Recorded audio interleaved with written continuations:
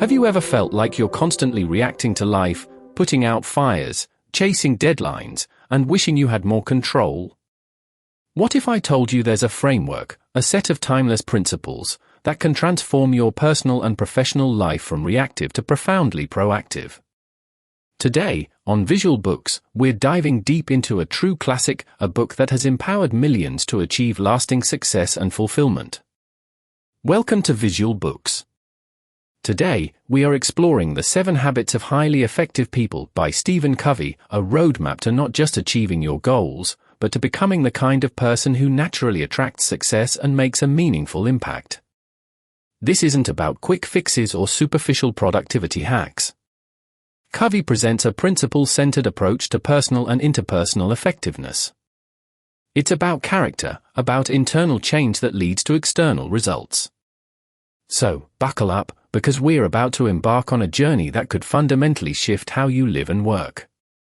Before we jump into the habits themselves, Covey sets the stage by introducing us to the concept of the paradigm shift. Lesson 1, The Paradigm Shift, Seeing the World Differently. Covey begins by highlighting how our perceptions, our paradigms, shape our reality. He uses the famous optical illusion of the old woman and the young woman to illustrate this.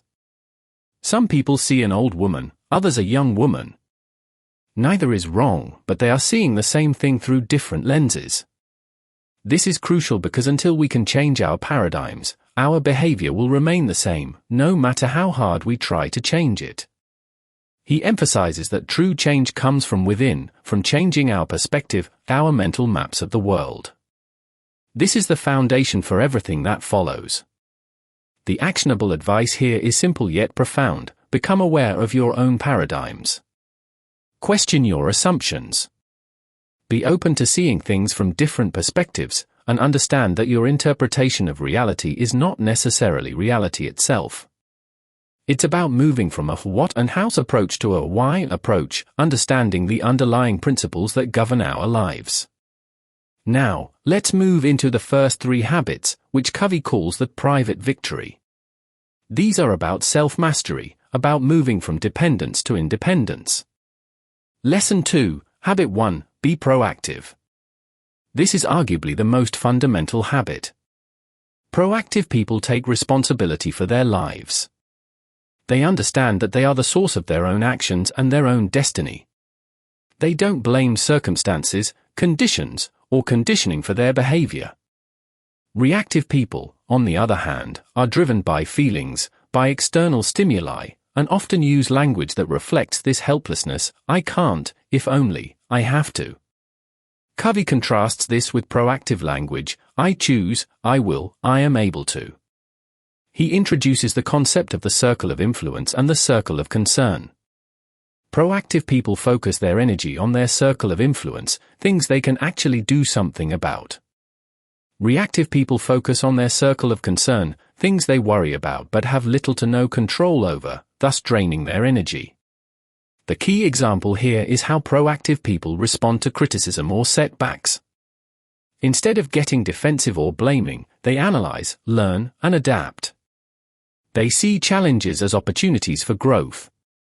The actionable advice is to start using proactive language, to identify areas where you are being reactive and consciously choose to be proactive. Ask yourself, what can I control? What can I do right now to improve this situation?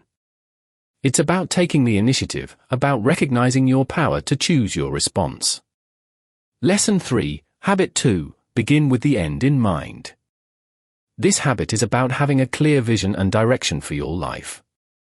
It's about defining your values and goals, and then aligning your actions with those values. Covey explains that many people are busy climbing the ladder of success, only to realize it's leaning against the wrong wall. This habit encourages us to pause and ensure we're climbing the right ladder. He uses the powerful exercise of the funeral. Imagine you're at your own funeral. What would you want people to say about you? What legacy would you want to leave? This forces you to confront your deepest values and what truly matters. This is about creating a personal mission statement, a declaration of your purpose and principles. The actionable advice is to write a personal mission statement. What do you want to be? What do you want to do? What principles do you want to live by? Once you have this, you can begin to organize your life around it. It's about envisioning the desired outcome before you begin any task or project, whether it's a major life decision or a simple daily task. It gives you a compass to guide your actions. Lesson 4, Habit 3, Put first things first. This habit is the execution of the first two. If you know where you're going and you are proactive in getting there, then this habit ensures you are spending your time and energy on the most important things. Covey introduces the time management matrix, which categorizes activities into 4 quadrants: urgent and important, important but not urgent, urgent but not important, and not urgent and not important. The goal is to spend more time in quadrant 2, the important but not urgent quadrant. These are the activities that lead to long-term growth, prevention of crises, and building strong relationships. By focusing on quadrant 2, you reduce the number of quadrant I emergencies. Many people are trapped in quadrants I and 3, constantly reacting to urgent demands that often aren't truly important. Covey emphasizes the importance of planning, of scheduling activities that are important but not urgent. The actionable advice is to practice weekly planning. Identify your roles in life and set goals for each role. Then, schedule time for your quadrant 2 activities. It's about prioritizing your schedule according to your values, rather than letting your schedule be dictated by the urgency of others' demands. It's about effective self-management. Now, we transition from the private victory to the public victory, moving from independence to interdependence, working effectively with others. Lesson 5, Habit 4, Think win-win. This habit is about seeking mutual benefit in all human interactions. It's not about a win-lose mentality, where one person's gain is another's loss, nor is it about lose-win, where you might be taken advantage of. Win-win is a frame of mind and heart that constantly seeks mutual benefit in all human interactions. It's about abundance thinking, believing there is plenty for everyone. Covey contrasts this with 5 other approaches: win-lose, lose-win, lose-lose, and win. He explains that true win-win requires courage and consideration. You need the courage to express your feelings and convictions and the consideration to understand the feelings and convictions of others. The example he uses is often in negotiations or team settings, where the goal is not just to get what you want, but to find a solution that works for everyone involved. It fosters trust and long-term relationships. The actionable advice is to practice empathy and to look for opportunities where everyone can benefit. When faced with a conflict or negotiation, ask yourself, how can we create a solution that serves both parties? It's about building bridges, not walls, and fostering an environment of cooperation and respect. Lesson 6, Habit 5, Seek first to understand, then to be understood. This habit is the key to effective communication. Most people listen with the intent to reply, not with the intent to understand. Covey calls this empathic listening, listening with your eyes and heart, not just your ears. It's about truly hearing the other person's perspective, their feelings, and their concerns before you offer your own. He describes different levels of listening, from ignoring to selective listening, to attentive listening, to empathic listening, which is the highest form. When you truly understand someone, you build trust and rapport. Only after you have genuinely sought to understand them can you effectively present your own ideas or perspective. Trying to be understood before you understand others often leads to misunderstanding, frustration, and conflict.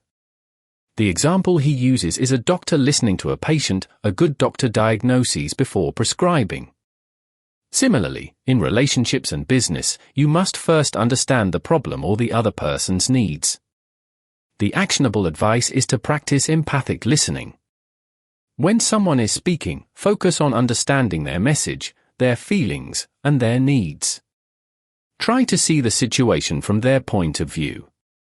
Then, when it's your turn, express your thoughts clearly and respectfully, referencing what you've understood about their perspective. This builds trust and makes your own communication more impactful. Lesson 7, Habit 6, Synergize. Synergy is about the whole being greater than the sum of its parts. It's the principle that the creative cooperation between people is more powerful than anything they can achieve individually. Covey uses the example of the human body. Each organ has its own function, but together they create a living, breathing being, far more complex and capable than any single organ alone. It's about valuing differences. In a synergistic environment, people understand each other, they seek win-win solutions, and they are open to new possibilities that arise from their combined efforts. It's about celebrating diversity of thought and perspective, not just tolerating it. The classic example is when two people with different viewpoints come together, and instead of arguing or compromising to a mediocre solution, they combine their ideas to create a third, superior option that neither of them could have conceived alone. It's the essence of teamwork and innovation. The actionable advice is to embrace differences. When faced with a problem or opportunity, actively seek out diverse perspectives. Encourage open communication and brainstorming. Be willing to let go of your own preconceived notions and be open to new, creative solutions that emerge from the group. It's about creating an environment where people feel safe to share their ideas, leading to breakthroughs. Finally, Covey introduces the seventh habit, which is the habit of renewal. It's the habit that enables all the others. Lesson 8, Habit 7, Sharpen the saw. This habit is about continuous renewal in 4 key areas of your life: physical, spiritual, mental, and social emotional. It's about taking time to renew yourself so you can be more effective in all the other habits. Think of the lumberjack who, in his haste to cut down trees, doesn't sharpen his saw. He works harder and harder, but with a dull saw, he achieves less. By taking time to sharpen the saw, he becomes more efficient and productive in the long run. The 4 dimensions are: physical, this involves taking care of your body through exercise, nutrition, and rest. Spiritual, this involves renewing your spirit through meditation, prayer, nature, or time in reflection, connecting with your deepest values and purpose. Mental, this involves expanding your mind through reading, learning, writing, and planning, continuously seeking new knowledge and insights.